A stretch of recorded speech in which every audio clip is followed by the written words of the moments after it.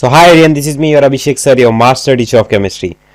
So welcoming all of you to our beautiful channel Abhishek sir chemistry. So ये YouTube का एकमात्र ऐसा channel है जो आपको क्लास 12 का पूरा फ्री का सिलेबस करवा के दे रहा है। तो मेक श्योर आप इस चैनल को सब्सक्राइब जरूर करें, इसे ग्रो करने में हमारी हेल्प करिए और भी बच्चों तो इस वीडियो को शेयर करना।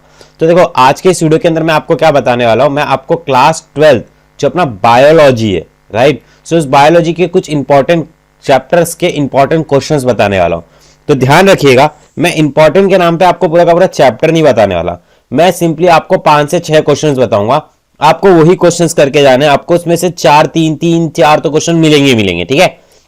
तो यहां पर देखो, मैं बाय द वे केमिस्ट्री का मास्टर टीचर हूं, बायोलॉजी का नहीं, तो मेरे को जस्ट इसके बारे में जितना नॉलेज है उतना मैं आपसे शेयर कर रहा हूं एंड बाकी it is up to you.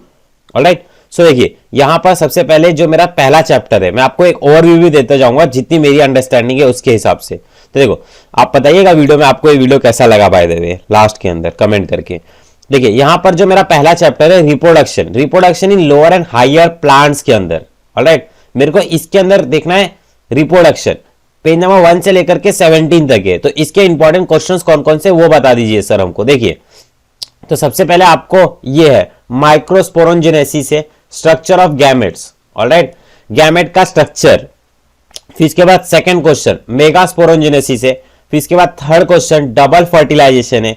फिर इसके बाद पर्टेनोग्राफी ऐसा है समथिंग, राइट। फिर इसके बाद पांचवा है पॉलिनेटिंग एजेंट। फिर इसके बाद छठा है एपोमेक्सिस। तो अभी आपको क्या करना है, ये सारे के सारे क्वेश्चंस को मार्क करके लेना है बेटा। क्या करना है, क्वेश्चंस को मार्क करके लेना है कि यहां पर ये जो सर ने टॉपिक बताया ये टॉपिक कौन कौन सा है, ठीक है। अब आपको एग्जाम में कैसे मिलेगा, एग्जाम में यही टॉपिक पे क्वेश्चंस आएगा। ऑलराइट, जो भी मैंने आपको बताया, अगर आप टॉपिक्स को देखना चाहे तो देखिए यहां पर मैं आपको थोड़ा बहुत जितना मेरे को बाया होता है उतना भी समझा भी देता हूं। देखो यहां पर भाई ये क्या कहता है कि एकदम सिंपल तरीके से ईच क्या बोल रहा है, each microspore mother cell divides, ध्यान से सुनिएगा, each microspore mother cell divides mitotically to form tetrad of haploid microspores pollen. मतलब क्या बोलता है, देखो ध्यान से सुनो, एक माइक्रोस्पोर मदर सेल होता है जो कि डिवाइड होता है। कैसे डिवाइड होता है, माइटोटिकली डिवाइड होता है। ऑलराइट, फिर आपको क्या देता है, पॉलन ग्रेन्स देता है। फिर उसके बाद स्ट्रक्चर ऑफ पॉलन ग्रेन्स, फिर ये सब एपोमेक्सिस, यहीं पर मैंने सब कुछ बताया हुआ है, आप लोग को ज्यादा पता रहेगा, राइट। तो आपको खाली, मेरे को तो भाई मैं सीधी बात बताऊं, मेरे को क्वेश्चंस मिले, ठीक है, और जो क्वेश्चंस मेरे को मिले मैं उसके ऊपर ट्रस्ट करता हूं क्योंकि मेरे को एकदम ऑथेंटिक जगह से क्वेश्चंस मिले, बाकी आपके ऊपर है। ऑलराइट, फिर उसके बाद यहाँ पर ये तो हमारा ये पहला चैप्टर हो गया, एकदम सिंपल है। इसमें करना क्या है, आपको खाली इसको समझ के लेना है, ठीक है। ये सब देख लो यार, ये सब तो मेरे टाइम पे भी एकदम इंपॉर्टेंट ही था। Alright, double fertilisation. ऑलराइट, इसमें देखो कैसा रहता है, इसको पहले समझ लो, ठीक है। समझने के बाद इसका डायग्राम समझ लिया ना, फिर एक दो बार प्रैक्टिस कर लो। फिर उसके बाद इसको क्या बोलते हैं, उसको क्या बोलते हैं, वो पार्ट्स को लेकर के फिर उसको 2-3 एक्सप्लेन कर देने का हो जाता है। ये इतना ज्यादा तामझाम नहीं होता बायो में। ऑलराइट, टेंशन लेने की कोई बात नहीं है। ओके, इतना सबको क्लियर हो गया। फिर ये हो गया अपना दैट्स इट, ठीक है। तो ये चैप्टर बहुत इजी था ओवरव्यू में, बस इसको समझने की देरी थी। जिसने उसको समझ लिया उसको समझ में आ जाएगा। ऑलराइट, सो नेक्स्ट चैप्टर की तरफ हम लोग चलते हैं। सो चैप्टर नंबर 2। ऑलराइट, छोटी सी वीडियो रखूंगा, ज्यादा टाइम वेस्ट आपका करूंगा नहीं मैं। चैप्टर नंबर 2 में देखो क्या है, स्पर्मेटोजेनेसिस है। फिर इसके बाद ओजेनेसिस है, स्ट्रक्चर ऑफ गैमेट्स है, मेन्सेचुरेट साइकिल है, मेन्सेचुरेट जो साइकिल आता है वो, पार्चुरेशन है, गैस्ट्रेशन है, इनहेरिडिटी में से कोई दो, ठीक है। ये 7 क्वेश्चन में से आपको 7 में से आपको देखो 3, 4, 5 जितने होते हैं आपसे आप उतना करके जाइएगा। इसमें से ही, ये मैं वीक स्टूडेंट के लिए बोल रहा हूँ, बट इसी में से क्वेश्चंस आएंगे, इस बात को ध्यान में रखिएगा, ठीक है। सो चैप्टर नंबर 2 आप देख लीजिएगा। ऑलराइट, फिर यहां पर देख लो चैप्टर नंबर 2 एक बार दिखा देता हूं मैं आपको। टेक्स्ट बुक निकाल लेना, जो मैंने क्वेश्चन बताया, ठीक है। ये जो पीडीएफ थी अपनी क्वेश्चन की आपको व्हाट्सएप ग्रुप पे मिल जाएगा, लिंक डिस्क्रिप्शन में दिया होगा। ऑलराइट, फिर आपको इसको एक बार पूरा का पूरा ओवरव्यू देख लेना, ठीक है।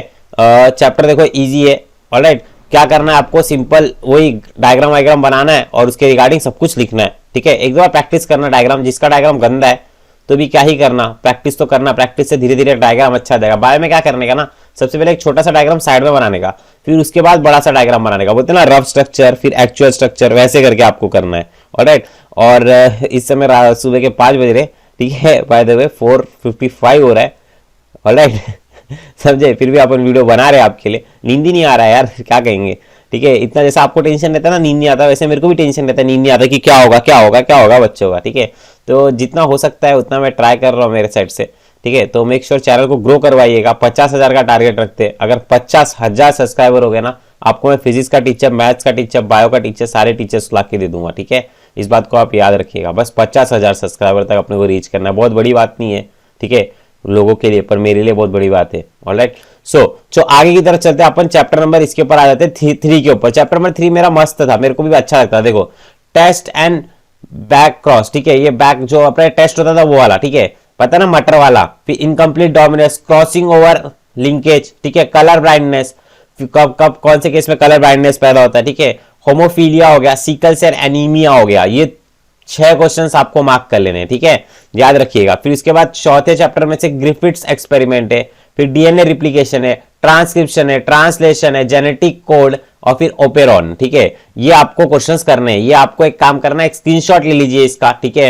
यही क्वेश्चंस को आपको अभी ढूंढना है टेक्स्ट बुक में, मार्क करना है इंपॉर्टेंट टॉपिक्स करके। एक बार पूरा चैप्टर पढ़ने के बाद इन टॉपिक्स को एक अलग से बुक बना करके लिख लेना है। मार्क माय वर्ड्स, यही आपको करना है। That's it. ऑलराइट, सब लोग एक बार फटाफट से इसका स्क्रीनशॉट ले लो, ठीक है।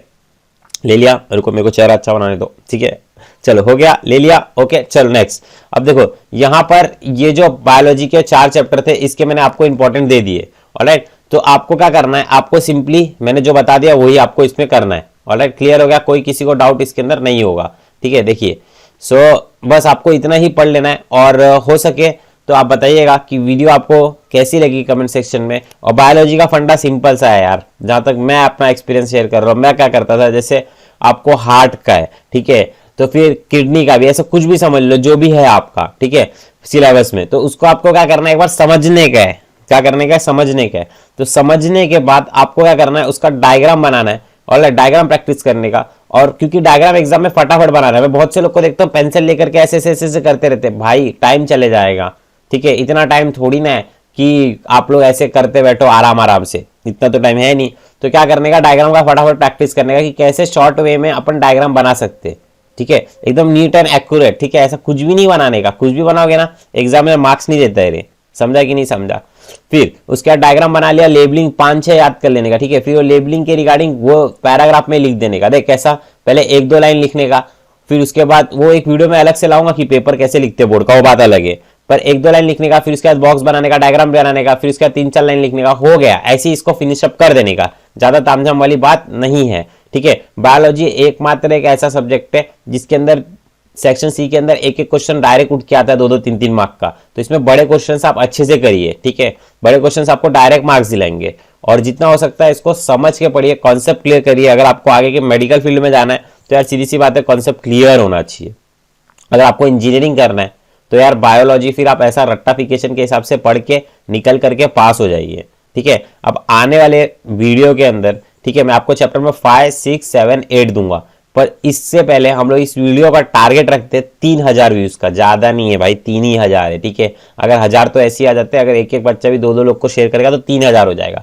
3,000 व्यूज हो जाएंगे तो मैं आपको नेक्स्ट चैप्टर 5, 6, 7, 8 इसका दे दूंगा। 4-4 चैप्टर करके मैं आपको दूंगा, और बायोलॉजी के बाद मैं फिजिक्स का भी इंपॉर्टेंट आपको देने वाला हूं। पर पहले आप इसको करिए, और अगर आपको चाहिए तो आप जाइए आपके कॉलेज में या फिर क्लासेस में या फिर कहीं पे भी, जो भी आपको लग रहा है कि हाँ भाई एक्सपीरियंस वाले, उनको क्वेश्चंस दिखाइए कि भाई देखो हमारे सर ने क्वेश्चंस दिए, ठीक है। तो आप खुद से एनालिसिस करिए और पूछिए उनसे कि यार सच्ची में इंपॉर्टेंट है क्या, तो वो लोग बताएंगे कि हाँ है कि नहीं है, ठीक है। उन पे ट्रस्ट नहीं होगा तो मेरे पे तो ट्रस्ट है ना, तो करो इसको, ठीक है। तो चलिए मैं आपको मिलता हूँ नेक्स्ट लेक्चर में, तब तक के लिए Radhe Radhe. Thank you so much for watching this video.